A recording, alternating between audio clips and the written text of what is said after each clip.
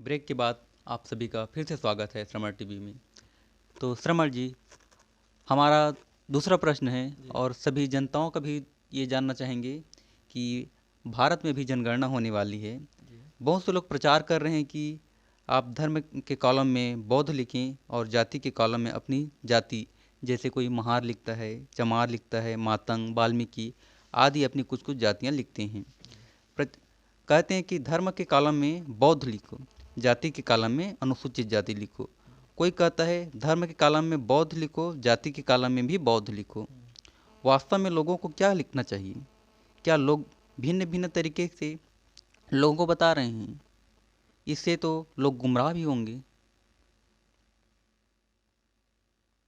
तो तो इस पर आपके क्या विचार हैं? हम भी बहुत सारे लोगों को इस प्रकार का प्रचार प्रसार करते हुए देखते हैं। ये जो विषय पर आप प्रश्न पूछ रहे हैं ये थोड़ा लंबा जाएगा, इसको थोड़ा सा, क्योंकि क्लिष्टता ज़्यादा है इसमें, और इसको थोड़ा सा क्लियरली अगर नहीं समझ पाएंगे तो फिर आधा अधूरा हो जाएगा। इसको जानने के लिए हमको बाबा साहब के मिशन को जानना थोड़ा ज़रूरी है। बाबा साहब हर क्षेत्र में उन्होंने काम किया, लेकिन हम खासकर धम्म के क्षेत्र की बात कर रहा हूँ। और धम्म के क्षेत्र पर जब काम उन्होंने किया तो वो क्या चाहते थे उसको समझना ज़्यादा ज़रूरी है। बाबा साहब ने 14 अक्टूबर, बोधिसत्व डॉक्टर बाबा साहब आम्बेडकर 14 अक्टूबर 1956 को उन्होंने धर्मांतरण की दीक्षा ली, धर्म परिवर्तन किया। धर्म परिवर्तन करने के बाद वे मात्र 51 दिन जीवित रहे। 51 दिन के बाद वे महापरिनिर्वाण को उपलब्ध हुए।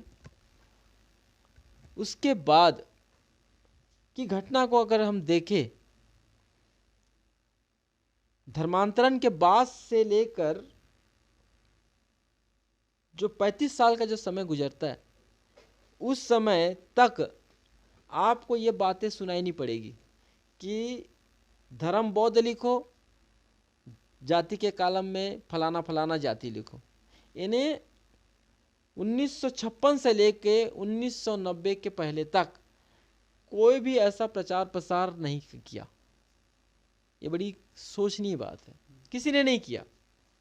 लेकिन 1990-91 के बाद लोगों ने प्रचार प्रसार शुरू कर दिया कि धर्म के कॉलम में बौद्ध लिखो और जाति के कॉलम में महार चमार जो सो कॉल्ड जो भी जाति लिखो। ये ऐसा क्यों? इसको थोड़ा सा पीछे पृष्ठभूमि में जाना पड़ेगा कि घटनाएं कैसे क्या काम कर रही। आपको जान के आश्चर्य होगा कि बाबा साहब को चुनाव में हरवाने वाले जो जाति के लोग थे, या ये कहो कि बाबा साहब को चुनाव में हरवाने वाला जो व्यक्ति था वो भी महार जाति का था। महार जाति का व्यक्ति चुनाव में बाबा साहब के विरुद्ध खड़ा हुआ और बाबा साहब चुनाव हार गए। जो भी कारण रहे होंगे, मैं उसको कारण पे ज़्यादा डिस्कस नहीं कर रहा हूँ, लेकिन मैं अगर सोचता हूँ, मैं अगर आज कोई बाबा साहब रहते और मेरे जैसा व्यक्ति खुद बाबा साहब के कुछ कोई चुनौती देता, तो चुनौती देने वालों को हम बख्शते नहीं, हम उसको छोड़ते नहीं। लेकिन शायद उस समय के लोगों में इतनी जागरूकता नहीं होगी, इतना स्वाभिमान नहीं जागा होगा। लेकिन आज की स्थिति में अगर ऐसा होता तो शायद हम उसे छोड़ते नहीं। अब सवाल यह होता है कि क्यों लोग बाबा साहब के विरोध में खड़े हो गए। यानी बाबा साहब जिस जाति समाज से आते थे, उसी जाति समाज के लोग बाबा साहब के विरोध में भी खड़े हुए। क्यों? इसको थोड़ा सा मैं बताना चाहता हूँ। क्योंकि बाबा साहब ने जो मूवमेंट चलाया अछूत वर्ग के लिए, तो उस साथ साथ जो मूवमेंट चला वो गांधी जी भी चलाए। तो कुछ लोग बाबा साहब की ओर चले गए और कुछ लोग गांधी जी की तरफ चले गए। तो गांधी जी बाबा साहब से ज़्यादा चालाक और धूर्त थे, और उन्होंने इन अछूत वर्गों को एक नाम ही दे दिया, हरिजन। बाद में लोगों ने इसका विरोध भी किया, हरिजन नाम का। तो